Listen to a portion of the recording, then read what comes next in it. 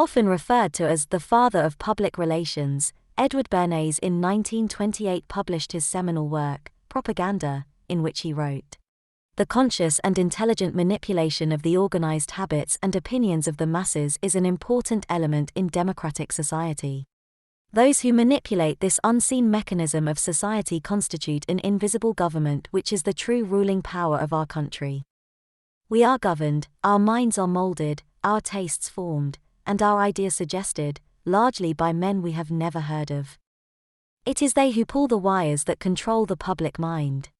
Bernays pioneered the public relations industry's use of psychology and other social sciences to design its public persuasion campaigns. He wrote, "If we understand the mechanism and motives of the group mind, is it not possible to control and regiment the masses according to our will without their knowing about it? The recent practice of propaganda has proved that it is possible, at least up to a certain point and within certain limits." He later called this scientific technique of opinion molding the engineering of consent. Bernays expanded on Walter Lippmann's concept of stereotype, arguing that predictable elements could be manipulated for mass effects. But instead of a mind, universal literacy has given the common man a rubber stamp inked with advertising slogans, with editorials, with published scientific data, with the trivialities of tabloids and the profundities of history. But quite innocent of original thought. Each man's rubber stamp is the twin of millions of others, so that when these millions are exposed to the same stimuli, all receive identical imprints. The amazing readiness with which large masses accept this process is probably accounted for by the fact that no attempt is made to convince them that black is white. Instead, their preconceived hazy ideas that a certain grey is almost black or almost white are brought into sharper focus.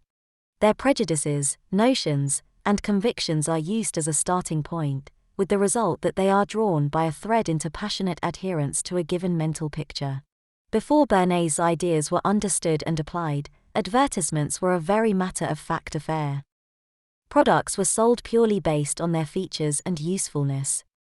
Although it may seem obvious now, Bernays used his knowledge of psychology to show that more profit could be made if corporations could use advertisements to fulfill a human desire so that people wouldn't buy a product but they would buy an answer to an unfulfilled human need.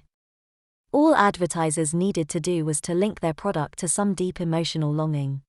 A common example is that cars are not bought based on their reliability or other features, otherwise we would all drive Nissan Micras. The car you drive is a symbol of your social status and power. It is for this linkage that Bernays is regarded as the pioneer of public relations.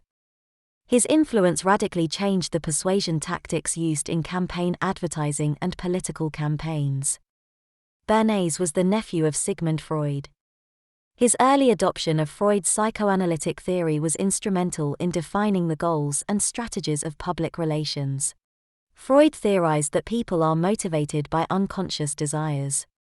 To develop public relations, Bernays synthesized elements of Freud's work in crowd psychology and herd instinct. Bernays described the masses as irrational and subject to herd instinct, and outlined how skilled practitioners could use crowd psychology and psychoanalysis to control them in desirable ways. Bernays believed that he and other propagandists know what is beneficial for the common good.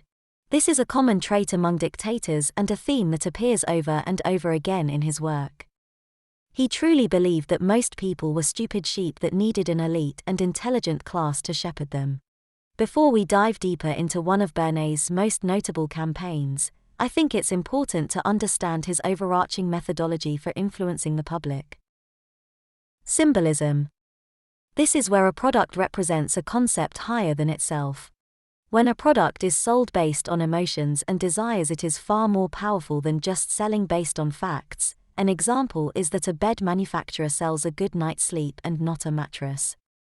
Influencers.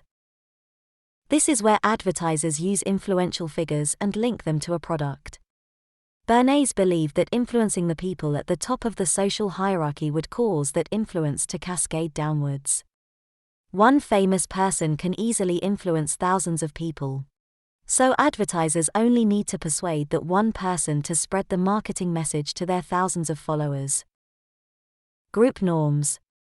This is where advertisers create or alter what is normal among a target group. For example, by enforcing a social pressure on consumers that would force them to buy something to fit in. Mental space. Bernays understood that a consumer's mental space was the holy grail of advertising. Securing a safe spot in as many minds as possible was the prime objective. For that reason, he believed in advertising everywhere. Newspapers, magazines, radio, it was all necessary. The total amount of mental space available was limited, and so competition for it was intense. Bernays' most famous PR campaign in which he used the aforementioned techniques was the Torches of Freedom campaign. Before the 20th century, smoking was seen as a habit that was corrupt and inappropriate for women. In 1904, a woman named Jenny Lasher was sentenced to 30 days in jail for putting her children's morals at risk by smoking in their presence, and in 1908 the New York City Board of Aldermen unanimously passed an ordinance that prohibited smoking by women in public. In the 1920s, the president of the American Tobacco Company realized that his company was missing a share of the market. He hired Bernays to change the taboo and persuade women to start smoking. Bernays contacted psychoanalyst Abraham Brill to understand the societal perceptions that discouraged women from smoking. Brill told him that for feminists, cigarettes were like torches of freedom that symbolized their nonconformity and freedom from male oppression. In 1929, he staged a notable event. Bernays used his knowledge of symbolism to build a strategy that would help popularize smoking a cigarette as a symbol of female independence. He contacted a female friend and asked her to find a group of women to march in the New York City Easter Day Parade. He asked her to tell the press that a group of women's rights marchers would light torches of freedom. The women lit Lucky Strike cigarettes in front of the eager photographers. Bernays even hired his own photographers to make sure that high-quality photos were taken to further implant the image and symbol that smoking meant freedom. That torches of freedom was a catchphrase used by Bernays to encourage women's smoking by exploiting women's aspirations for a better life during the early 20th century. Once the footage was released, the campaign was being talked about everywhere. The Women's Walk was seen as a protest for equality and sparked discussion throughout the nation and is still known today. The targeting of women in tobacco advertising led to higher rates of smoking among women.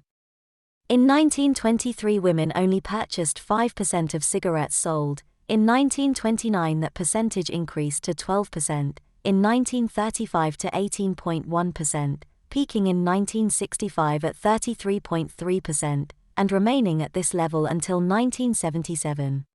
Bernays believed that any product or idea could be sold to the public through the use of propaganda as long as the propagandist understood group psychology. If you like this video, please give a like and a subscribe.